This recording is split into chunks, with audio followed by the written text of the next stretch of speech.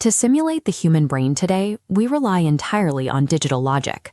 But feeding data to artificial intelligence requires an incredible amount of physical infrastructure, and those server farms pull massive, almost unsustainable amounts of electrical power just to keep the processors cool. The root of this energy drain lies in how digital processors handle data. A digital system has to break every continuous problem down into discrete, rigid steps of ones and zeros. To solve an equation, it essentially has to pause and count every single calculation, line by line. But there is an entirely different way to compute, one that requires no code at all. Long before silicon chips, early engineers solved highly complex mathematical problems using the continuous, unbroken flow of physics itself. To break through the digital bottlenecks we face right now, we have to look backward to a forgotten era. We have to look at machines that calculated by measuring reality rather than counting it. This concept is known as analog logic.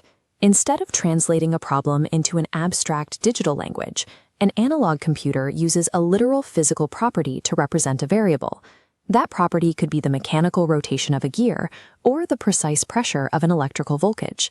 This diagram shows two independent electrical currents flowing together. In an analog system, if you want to add two numbers, you simply merge those two physical waveforms into a single combined output wave. Because you are literally combining two electrical forces, the addition happens instantly. As the input variables fluctuate, the output wave changes in real time.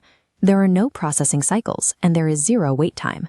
An analog machine doesn't run a simulation of a mathematical equation. It physically becomes a miniature version of the problem itself. That same principle of continuous flow scales up from microscopic voltages into heavy machinery. In the early 20th century, engineers built massive electromechanical computers where logic was literally forged out of solid brass and steel. This blueprint illustrates the core component of those machines, the ball and disc integrator. A steel ball rests on a spinning disc. As the ball moves further from the center of the disc, it rotates faster. That physical change in rotational speed translates directly into the mathematical curves of calculus. An engineer named Vannevar Bush realized that if you could perfect this single mechanical component, you could link multiple integrators together into a cohesive network. The result was the Differential Analyzer.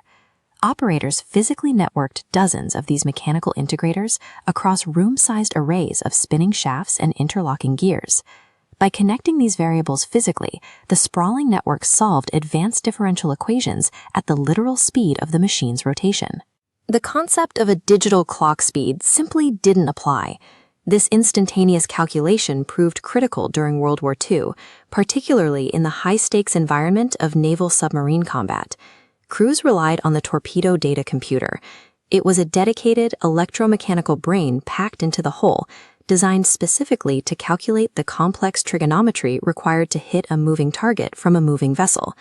If you attempted this with a step-by-step digital process, the rigid sequencing would introduce a dangerous lag. In the middle of an engagement, the continuous, real-time output of an analog dial was the only way to aim accurately. Arrays of spinning metal and clunking gears solved the era's most difficult physics problems instantaneously. It was the absolute apex of electromechanical computing.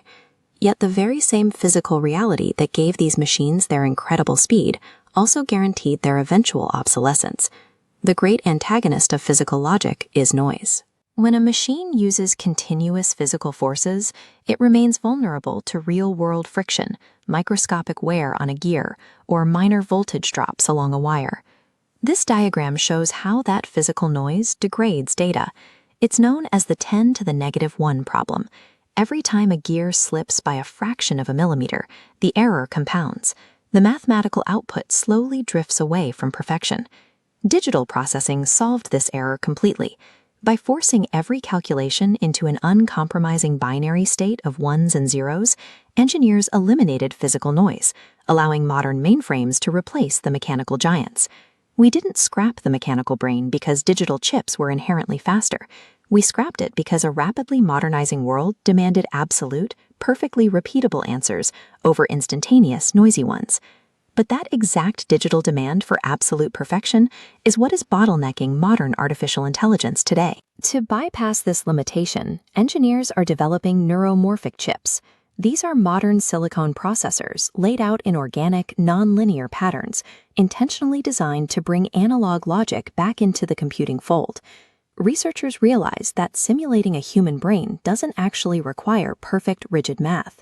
Neural networks operate far more efficiently on the continuous, low-power flow of data that analog architecture naturally provides.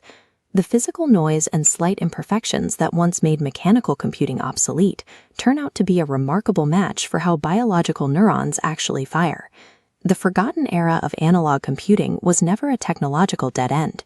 It was simply waiting for us to hit the limits of silicon and realize that the ultimate computing engine, the human brain, doesn't run on code.